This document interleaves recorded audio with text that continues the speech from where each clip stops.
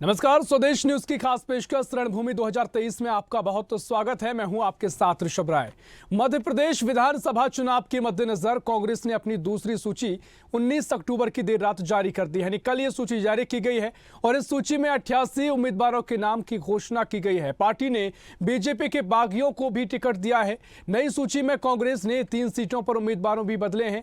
Party ने दतिया में अवधेश नायक की जगह राजेंद्र भारती, पिछोर में शैलेंद्र सिंह की जगह अरविंद सिंह लोधी और गोटे गांव में शेखर चौधरी की जगह नर्मदा प्रसाद प्रजापति को टिकट दिया गया है। बीजेपी छोड़कर कांग्रेस में शामिल हुए नेताओं को भी कांग्रेस ने उम्मीदवार बनाया है। अभय मिश्रा सिमरिया से, गिरिजा शंकर शर्मा होशंगाबाद से और दीपक जोशी खातेगांव से चुनाव लड़ेंगे। कांग्रेस ने दूसरी सूची जारी कर 229 सीटों पर उम्मीदवारों की घोषणा कर दी है। बैतूल की सीट को होल्ड किया गया है। आमला विधानसभा सीट पर उम्मीदवार की घोषणा नहीं हुई है क्योंकि डिप्टी कलेक्टर निशा बांगरे का इस्तीफा सरकार ने अभी स्वीकार नहीं किया है। दूसरी ओर सिंधवा से विधायक ग्यारसी लाल रावत, भोपाल उत्तर से विधायक आरिफ अकील, मुरैना से विधायक राकेश मावई, ब्यावरा से विधायक रामचंद्र दांगी, बड़नगर से विधायक मुरली मोरबाल का टिकट काट दिया गया है। लिस्ट के आते ही पूर्व मुख्यमंत्री कमलनाथ ने ट्वीट किया। उन्होंने कहा कि कांग्रेस पार्टी ने मध्य प्रदेश विधानसभा चुनाव के लिए आज अपने 88 प्रत्याशियों की दूसरी सूची जारी कर दी है। मैं सभी प्रत्याशियों को शुभकामनाएं देता हूं। कांग्रेस पार्टी के प्रत्याशी सिर्फ विधायक बनने के लिए खड़े नहीं हो रहे हैं, बल्कि मध्य प्रदेश का भविष्य संवारने के लिए चुनाव के मैदान में उतरे हैं। तो कांग्रेस की लिस्ट जारी हो गई है और कांग्रेस ने उम्मीदवारों की दूसरी सूची जारी की है।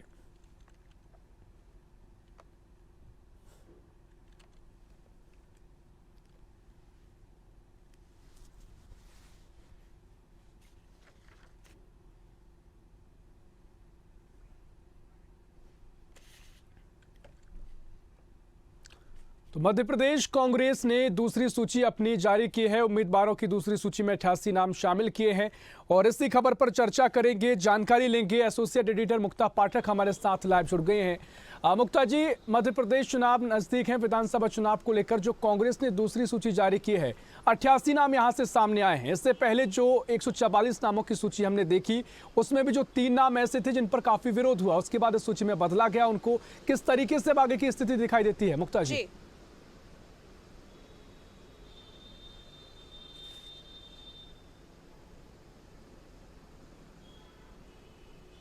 जी बिल्कुल सही कहा आपने। देखिए, कल देर रात लगभग 11:30 के बाद जो है दूसरी सूची आई। पिछले 2 दिन से लगातार मंथन चल रहा था, लगातार इंतजार हो रहा था कांग्रेस में और लग रहा था कि सूची अब आ जाएगी। काफी गहरी मंथन के बाद बहुत सारी मीटिंग्स हुई। लगातार कल हम देख रहे थे कि कमलनाथ जी के दिल्ली के बंगले में मीटिंग चल रही थी, फिर मल्लिकार्जुन खड़गे के बंगले में हुई और उसके बाद देर रात इस सूची पे मुहर लगी। उसके बाद कमलनाथ ने ट्वीट करके बधाई दी सारे प्रत्याशियों को, सबको कहा कि सब अपने अपने क्षेत्र में जाएं और कांग्रेस को जिताएं। देखिए, लगातार जो बातें आ रही थी कि क्या दिग्विजय और कमलनाथ के बीच में जो टिकट्स के बंटवारे हुए हैं, जो उम्मीदवार की सूची आई, उसको लेकर अनबन है। जब पहली सूची आई थी तो उस समय कमलनाथ से पूछा गया था कुछ सीट्स के बारे में, तो उन्होंने कह दिया था कि दिग्विजय सिंह और जयवर्धन के कपड़े फाड़ो। तो उसके बाद से ये बयान बहुत चर्चा में रहा। हालांकि वचन पत्र जब कांग्रेस रिलीज कर रही थी तो उस समय कमलनाथ और दिग्विजय सिंह दोनों ने हास परिहास करके इस मुद्दे को जो है वो डलीफाई कर दिया था और कहा था कि दोनों के बीच में कोई अनबन नहीं है। और अगर इस सूची की हम बात करें, जो ये 88 कैंडिडेट्स की सूची आई है, उम्मीदवारों की सूची आई है, उसमें भी साफ जाहिर है कि कमलनाथ के समर्थक और दिग्विजय के समर्थक दोनों को जो है दोनों को लिया गया है, दोनों की चली है। तो आप कह सकते हैं कि इस बार की सूची और पहली की सूची, इसमें कमलनाथ और दिग्विजय के जितने भी समर्थक हैं उनको एकोमोडेट किया गया है। और कमलनाथ लगातार कई बार से ये कहते रहे हैं, हम कई दिनों से, पिछले 2 साल से हम लगातार देख रहे हैं, वो ये कहते रहे हैं कि मैं सर्वे करा रहा हूं। और उन्होंने बहुत सारे सर्वे कराए और उनका कहना है कि सर्वे में जो प्रत्याशी जो जीतने वाला निकलेगा हम उसको ही टिकट देंगे। और इस कल जो रात में सूची आई है उसमें जो एक्स स्पीकर रहे हैं, बहुत वरिष्ठ कांग्रेस के नेता एनपी प्रजापति, जिनका पहले लिस्ट में नाम काट दिया गया था, उनको टिकट नहीं दिया गया था, उनको दोबारा से टिकट दे दिया गया है। तो पहले जब ये हुआ था, पहला जो लिस्ट आया था, उसके बाद ये चौंकाने वाला था कि इतने वरिष्ठ नेता जो स्पीकर भी रहे हैं, और साथ में जब दल बदल की राजनीति हो रही थी 2020 में, जब 22 विधायक मंत्री कांग्रेस से बीजेपी में गए थे, तब एनपी प्रजापति को भी ऑफर था, लेकिन वो नहीं गए, वो कांग्रेस के साथ बने रहे थे। तो उनका टिकट जब कटा तो काफी चौंकाने वाला था। हालांकि कहा जा रहा था कि सर्वे में उनका नाम नहीं आ रहा है, लेकिन अभी सेकंड सूची में उनको उन्हीं के क्षेत्र से, गोटेगांव से उनको टिकट दे दिया गया है, और पहले जो जिसका नाम था उसका नाम उसको काट दिया गया है। तो इस तरह से हम देख रहे हैं 3 सीट्स कांग्रेस ने बदली है, 1 सीट को अभी होल्ड पे रखा हुआ है। उसमें उम्मीद की जा रही है कि निशा बामरे को एकोमोडेट कर सकती है कांग्रेस, अगर कोर्ट उनके फेवर में फैसला लेता है तो 1 टिकट भर होल्ड है। उसके अलावा कांग्रेस ने सारे प्रत्याशियों की सूची जारी कर दी है। निश्चित तौर पर 1 सीट बची है और उस पर भी लगातार जो दांव पेच फंसा हुआ है इस्तीफे को लेकर, वो देखना महत्वपूर्ण होगा। लेकिन तमाम मंथन इसमें कांग्रेस का दिखाई दे रहा है। मुक्ता जी, हम आपसे चर्चा आगे भी करेंगे, लेकिन सीधा इंदौर चलेंगे, जहां ब्यूरो चीफ चेतन सिंह ठाकुर हमारे साथ जुड़ गए हैं। चेतन जी, मालवा निमाड़ की सीटों का जिक्र भी यहाँ पर होगा, और साथ ही जो दूसरी सूची जिस तरीके से कांग्रेस ने जारी की है, पहली सूची में जो तमाम नेता नाराज हुए थे, जो बीजेपी के तमाम ऐसे नेता थे जो कांग्रेस में शामिल हुए, और कांग्रेस ने उनको टिकट दे दिया। अब इस बार भी तमाम ऐसे नेता हैं, दीपक जोशी के साथ ही 4 नेता इस सूची में इनका नाम है, जो कि बीजेपी से कांग्रेस में आए। अब किस तरीके से आगे की रणनीति कांग्रेस की दिखाई देगी? या कांग्रेस एक साथ होकर, एक मत होकर यहां से चुनाव लड़ेगी, या अभी भी पार्टी में किसी तरह की नाराजगी देखने को मिल सकती है? चेतन जी। जिस तरीके से कल रात्रि 88 उम्मीदवारों का जिस तरीके से नाम तय हुआ है, कांग्रेस ने 88 लोगों की जो उम्मीदवारी को लेकर टिकट दिए गए, तो कहीं ना कहीं एक सवाल निशान भी उस पर उठ रहा है। बता दो, कहीं भी देख लिया जाए तो बीजेपी हो चाहे कांग्रेस हो, जिस तरीके से दल बदल की राजनीति की बात कर ली जाए तो दल बदल की राजनीति से 2 ही दल परेशान है। अभी कुछ दिन पूर्व दीपक जोशी आए थे बीजेपी छोड़ कांग्रेस में, उन्हें खातेगांव से टिकट दिया गया था, वहां भी कहीं ना कहीं बगावत के सुर गूंजने लगे। दूसरी बात, बदनावर से बगावत के सुर गूंजने लगे हैं। तीसरी बात, महू से गूंजने लगे। तो बता दूं कि आज सुबह सब देख रहे हैं, कहीं ना कहीं विरोध के स्वर गुजर रहे हैं, जो आपसी तालमेल नहीं दिख रहा है। और कहीं ना कहीं अगर बात कर ली जाए तो राजनीतिक कई गर्मा गई है। कांग्रेस के काफी जो दिग्गज बड़े नेता है, वो उनकी नाराजगी लगातार दिख रही है मध्य प्रदेश के अंदर। तो जिस तरीके से बात कर लें पहली लिस्ट की, तो पहली लिस्ट में कहीं ऐसी जगह थी जहां पे सिटिंग एमएलए को टिकट दिया गया, तो उसमें विरोध के स्वर हमें नहीं गुजरते हुए नजर आए। पर कल से रात्रि से ही बता दूं, सोशल मीडिया पर हम देख रहे हैं लगातार कहीं ना कहीं कांग्रेस के नेता नाराज दिख रहे हैं। उनको मनाने की सख्त से सख्त आवश्यकता है। अगर उन्हें मनाया नहीं गया तो यह खामियाजा कांग्रेस को भुगतना पड़ेगा। जी, मैं पहले ही बता चुका हूं कि स्वदेश न्यूज की टीम मालवा और निमाड़ में लगातार ग्राउंड रिपोर्ट पर काम कर रही थी। ग्राउंड रिपोर्ट में उन्होंने देखा था कि कौन इस क्षेत्र में काम कर रहा है और किस तरीके से उनका फीडबैक लिया जा रहा है। फीडबैक की बात कर लें तो जो नेता थे, जिन्होंने जमीनी तौर पर काम किया था, उन्हें टिकट नहीं दिया गया है, तो उन्हें मनाने की जरूर आवश्यकता है। अगर उन्हें मनाया नहीं गया तो इसका खामियाजा कांग्रेस भुगतेगी और ये सीधे तौर पर जो सीटें वो बीजेपी की झोली में चली जाएगी। तो अब कहीं जो शेष दिन बचे उसमें तमाम नेता यहाँ पर आकर सर्वे करेंगे और सर्वे के अनुसार जो उठे हुए हैं उनको मनाने की अब कवायद चालू कर दी जाएगी कांग्रेस में। क्योंकि कांग्रेस से देख रहे हैं, सबसे बड़ी बात बता दूं कि जिस तरीके से कमलनाथ ने कहा था कि कहीं ना कहीं युवाओं को मौका दिया जाएगा, बता दूं पिंटू जोशी 3 नंबर से उन्हें अब मौका दिया गया है। तो जो वादा किया था कमलनाथ ने वो निभाया गया है। उसके बाद बता दूं सत्यनारायण पटेल एक बड़ा नाम है, 5 नंबर विधानसभा से वो चुनाव लड़ रहे हैं इंदौर से। तो इंदौर की बात करें तो इंदौर की 9 सीट अब कहीं ना कहीं भर दी गई है। और बात कर ले महू की, तो महू की निगाहें तमाम लोगों की यहाँ पर थी। बता दूं कुछ दिन पूर्व बीजेपी से कांग्रेस में आए रामकिशोर शुक्ला को अब मौका दे दिया गया है। तो जिस तरीके से कल रात्रि से बता दूं, आज सुबह से ही सोशल मीडिया पर उनका विरोध हो रहा है। और यहाँ से पूर्व विधायक अंतर सिंह दरबार अपने खेमे के साथ आज यहाँ बड़ी एक जनसभा को संबोधित करेंगे और यात्रा निकाल रहे थे।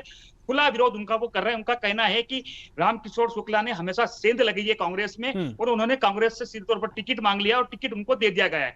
तो उनको भी कहीं ना कहीं अब साधने की जरूरत यहाँ पड़ेगी। उसके बाद बता दूं निश्चित तौर पर बिल्कुल चेतन जी, आपके जो विश्लेषण है उससे मैं समझ पा रहा हूं कि जो भी अब कांग्रेस के सामने चुनौती है वो आपसी सामंजस्य बिठाने की है।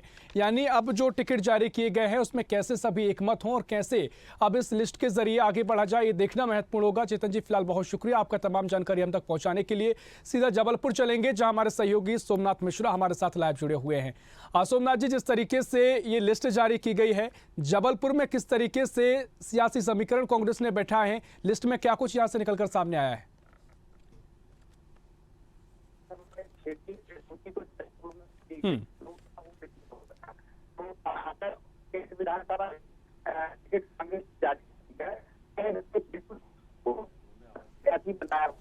सोमनाथ जी, आपकी आवाज प्रॉपर यहाँ पर नहीं पहुंच पा रही है, क्या मेरी आवाज आपको मिल रही है?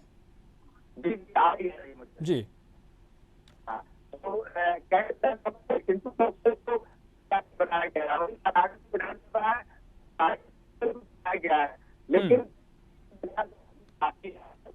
ठीक है सोमनाथ जी, मैं आपके पास लौटूंगा। आपकी आवाज में कोई परेशानी आ रही है, कोई तकनीकी खामी हो सकती है। सीधा भोपाल चलेंगे जहां एसोसिएट एडिटर मुक्ता पाठक जी हमारे साथ लगातार जुड़ी हुई हैं। मुक्ता जी, जिस तरीके से आप जिक्र कर रही थी कि जो एक सीट रह गई है उस पर निशा बांगरे के नाम का आगे जो भी पेज फंसा हुआ है इस्तीफे को लेकर, क्या कुछ स्थिति उसकी दिखाई देती है? क्या कांग्रेस के पास उनके अलावा कोई और विकल्प है जिसका नाम अभी सामने आया हो?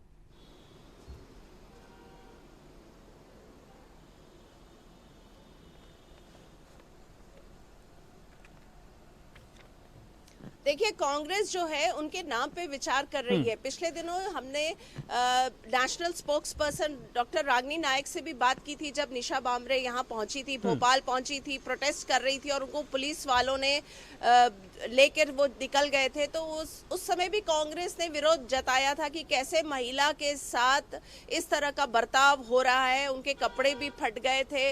और जब हमने पूछा था कि क्या कांग्रेस उनको टिकट देगी तो उन्होंने कहा क्यों नहीं, इस तरह के लोगों को, प्रत्याशियों को आगे बढ़ाना चाहिए। तो अभी जो होल्ड है वो उसी के कारण है कि कांग्रेस इंतजार कर रही है कि कोर्ट का नतीजा उनके फेवर में अगर आता है तो उनको टिकट दे दिया जाएगा। क्योंकि आप देखिए तो सारे उम्मीदवारों के नाम की घोषणा हो चुकी है, केवल यही एक सीट रोक के रखा गया है। तो आप समझ सकते हैं कि कांग्रेस उन पे दाव लगाना चाह रही है। मुक्ता जी, लेकिन मैं समझना ये चाहूंगा कि जिस तरीके से निशा बांगरे का नाम लगातार सुर्खियों में रहा, पार्टी को उन पर भरोसा है, इसकी जो मुख्य वजह क्या है? क्या जो क्षेत्रीय स्तर पर वो मजबूत है या कोई विकल्प फिलहाल उनके पास नहीं है? और जिस तरीके से बीजेपी लगातार जो सरकार में है उनके इस्तीफे को स्वीकार नहीं कर रही है, एक बड़ा पेच फंसा हुआ है, तो क्या ये टक्कर उनकी बन गई है जिसके चलते वो टिकट दे रहे हैं? और खासकर एक वजह ये भी हो सकती है कि जो महिलाओं को लेकर प्रत्याशी बनाने को लेकर लगातार चर्चा हमने देखी, क्या महिलाओं का जो फैक्टर है वो भी यहाँ पर देखने को मिल रहा है?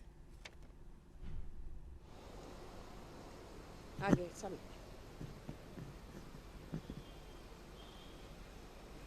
बिल्कुल सही आपने ऋषभ कहा, महिला का फैक्टर आप देखिए तो कांग्रेस ने महिलाओं को प्राथमिकता दी है। ये अगर हम दोनों सूची को देखें, और इस वक्त मेरे साथ राजीव सिंह मौजूद हैं, चलिए हम उनसे बात करते हैं, थोड़ी सी जानने की कोशिश करते हैं कि कांग्रेस की जो सूची आई है उसके पीछे का क्या जो है मोटिव रहा है। क्या कहेंगे राजीव सिंह जी, आज आप दोनों सूची आ गई है, जो कल जो सूची आई, एक तो देर रात को 11:30 के बाद, बहुत गहरी मंथन के बाद, कैसे देख रहे हैं आप दूसरी सूची को?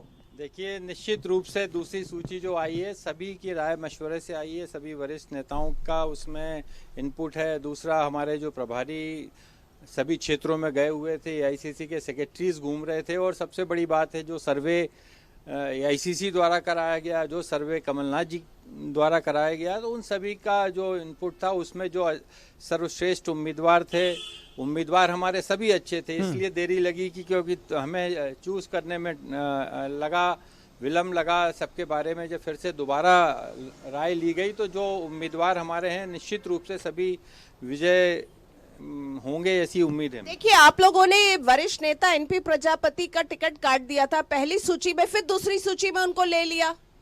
देखिए, एनपी प्रजापति जी का निश्चित रूप से कुछ पहले सर्वे रिपोर्ट में उनका आया था कि वो मुश्किल रहेगी उनके लिए, लेकिन बाद में जब लगातार फिर दोबारा उस जगह का सर्वे कराया गया तो वहाँ के कार्यकर्ताओं की मांग पर और वहाँ के जो और इनपुट आए उसके आधार पे एआईसीसी ने फैसला किया कि एनपी प्रजापति जी को निश्चित तौर पर यहाँ पर मुक्ता जी कांग्रेस का मंथन जरूर यहाँ पर नजर आ रहा है और तमाम जो राजनीतिक पंडित हैं इस सूची को अभी तक तो बेहतर बता रहे हैं, लेकिन जो मेन समस्या है वो पार्टी में अगर नाराजगी देखने को मिलती है उससे लेकर देखने को मिल सकती है।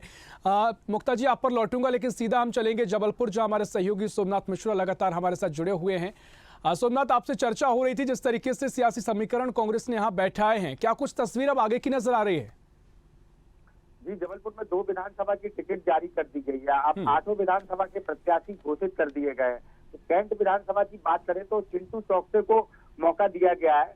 कई बार से प्रत्याशी बनने को तैयार थे, लेकिन नहीं हो पा रहा था। इस बार उनको प्रत्याशी का मौका मिला है और अशोक रोहाणी भाजपा से जो लगातार विधायक रहे हैं पूर्व में, और उनके साथ में उनका वो हुआ है।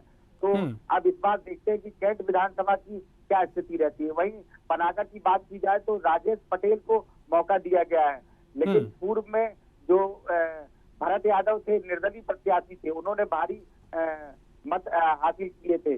तो ऐसा लग रहा था, पूर्व में अभी बात की जा रही थी कि कांग्रेस में जो शामिल हुए थे भरत यादव, तो उनको टिकट मिलने के ज्यादा प्रयास किए जा रहे थे, लेकिन राजेश पटेल को मिले। तो अब देखते हैं कि उसमें क्या स्थिति बनती है पनागर विधानसभा में। निश्चित तौर पर देखना महत्वपूर्ण होगा क्या कुछ स्थिति। आप बने रहिए हमारे साथ, आगे भी आपसे चर्चा करेंगे और सीधा उज्जैन चलेंगे, जहां हमारी सहयोगी रेखा गोस्वामी हमारे साथ जुड़ी हुई हैं। बताने की कांग्रेस ने जो अपनी सूची है, दूसरी सूची जारी की है, 88 नाम इस सूची में सामने आए हैं और उसमें 3 नाम वो हैं जो पहली सूची में बदले गए हैं, यानी 85 नए नाम हैं और 3 नाम पुराने बदले गए हैं। कुल मिलाकर 229 नाम यहां पर मध्य प्रदेश कांग्रेस ने जारी कर दिए हैं। उज्जैन चलेंगे, जहां हमारी सहयोगी रेखा गोस्वामी हमारे साथ जुड़ गई हैं। रेखा, जिस तरीके से कांग्रेस ने दूसरी सूची जारी की है, क्या कुछ समीकरण उज्जैन में बैठाए गए हैं? यहाँ पर किस किस के नाम सामने आए हैं? यहाँ पर जैसे कांग्रेस ने दूसरी जारी की है, उसमें 2 नाम सामने आए हैं। सबसे पहला नाम आ रहा है उज्जैन दक्षिण का। यहाँ कांग्रेस ने जो यहाँ के चेतन यादव जी है, वरिष्ठ नेता है, उनका नाम मतलब सामने प्रत्याशी के तौर पर रखा है।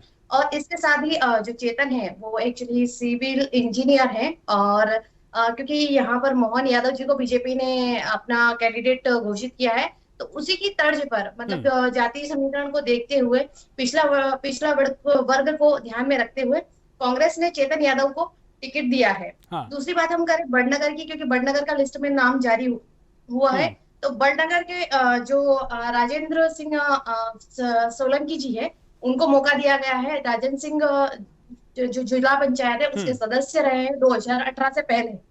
अभी वर्तमान में वो वकालत कर रहे हैं और उनको मौका दिया गया है। आपको ये बड़नगर का टिकट इसलिए महत्वपूर्ण हो जाता है क्योंकि जो मुरली मोरवाल है कांग्रेस के वर्तमान विधायक, उनका टिकट काट कर दिया गया है। उसका बड़ा कारण ये है कि कांग्रेस इस बार किसी भी प्रकार की कोई भी मतलब परेशानी नहीं झेलना चाहती, क्योंकि मुरली मोरवाल के जो बेटे हैं करण मोरवाल, उन पर रेप केस अभी चल रहा है। निश्चित तौर पर देखिए, तमाम नाम का जिक्र आपने किया रेखा, जिस तरीके से जो नाम उतारे गए हैं, जो नाम मैदान में उतारे गए हैं, कौन कौन से वो समीकरण हैं जो यहाँ बैठाने की कोशिश की गई है? क्योंकि पहली सूची हमने देखी थी, कई जो ऐसे नेता थे बीजेपी से जब कांग्रेस में टिकट दिया गया, पार्टी में विरोध देखने को मिला। कई ऐसे नेता थे जो लगातार यहाँ से सक्रिय थे, उनको टिकट नहीं दिया गया। तो इस बार अगर उज्जैन की बात करें तो क्या कुछ यहाँ के समीकरण बैठाए गए हैं कांग्रेस ने जो सूची जारी की इसके जरिए?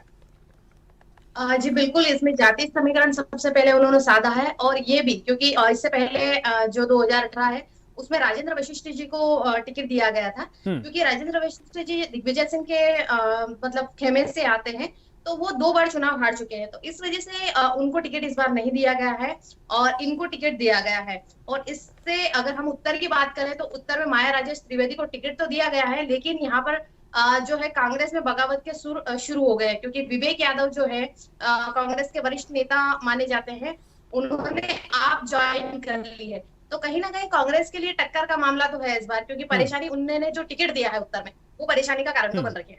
निश्चित तौर पर बगावत हमने अन्य सीटों पर भी देखी है। हालांकि कमलनाथ ने कहा कि अपील उन्होंने ट्वीट कर की है, उन्होंने कहा कि सिर्फ ये चुनाव मात्र नहीं है, मध्य प्रदेश के भविष्य का विषय है। तो तमाम जो उनके कार्यकर्ता हैं, नेता हैं, उन्होंने अपील की है कि एकमत होकर आगे चुनाव लड़ें, रणनीति का हिस्सा बने।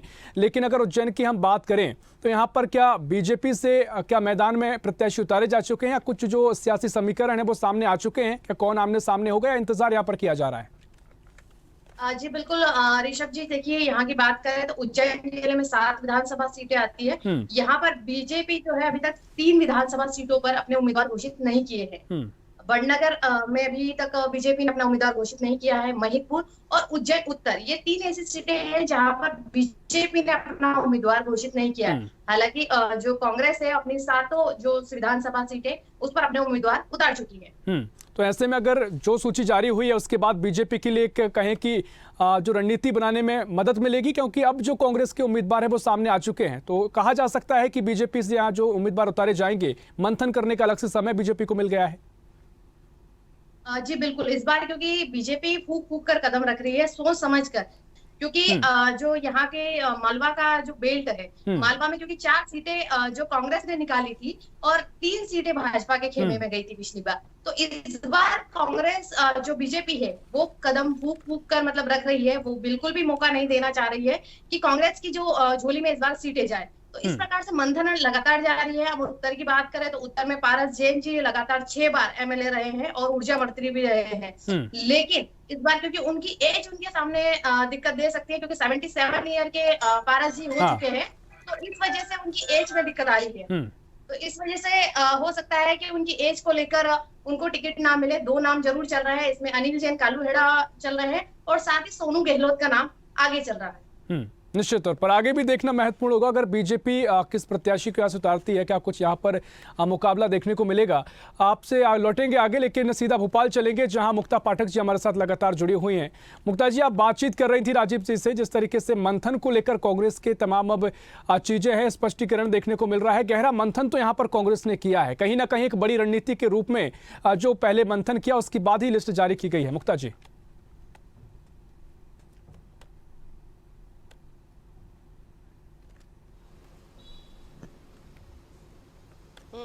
जी बिल्कुल सही कहा आपने। देखिए काफी मंथन हमने देखा कि लगातार बैठकों का दौर चलता रहा दिल्ली में। लगातार जो है कमलनाथ, दिग्विजय, जितने सीईसी के मेंबर थे वो लगातार मीटिंग्स कर रहे थे, क्योंकि कमलनाथ लगातार इस बात पे जोर दे रहे थे कि इस बार उनको जीतने वाले प्रत्याशियों को ही आगे लाना है। और जिस तरह से हमने देखा ये दोनों सूची आई है, जैसा मैंने पहले भी कहा कि कमलनाथ के समर्थक और बीजेपी और दिग्विजय सिंह के समर्थक दोनों को जो है प्रॉपर तवज्जो दिया गया है।